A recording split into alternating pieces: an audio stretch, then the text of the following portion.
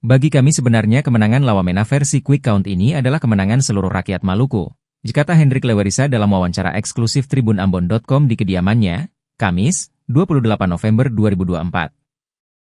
Ungkapan tersebut disampaikan bukan tanpa alasan, sebab menurut Hendrik, masyarakat Maluku telah menunjukkan kedewasaan dalam berpolitik dengan berlangsungnya pilkada yang aman dan damai. Tanpa menampik polemik pilkada yang terjadi, baginya itu merupakan sebuah dinamika untuk dievaluasi bersama. Sebabnya, calon gubernur Maluku nomor urut 3 itu mengucapkan apresiasi dan rasa hormat kepada seluruh masyarakat Maluku. Dikatakan, kontestasi pilkada telah usai. Kini hanya bagaimana mengawal setiap proses hingga pengumuman hasil resmi oleh KPU.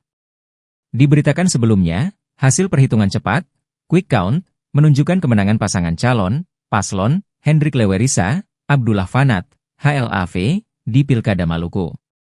Dalam konferensi pers yang digelar usai pengumuman hasil quick count, Hendrik Lewerisa mengucapkan terima kasih kepada seluruh masyarakat Maluku yang telah memberikan kepercayaan kepadanya untuk memimpin Maluku. Ia juga mengapresiasi kerja keras tim sukses, relawan, dan pendukungnya selama masa kampanye. Berdasarkan data yang dirilis lembaga Maleo Institute, paslon dengan jargon Lawamena itu mengungguli dua pesaingnya dengan perolehan suara sebesar 50,70%.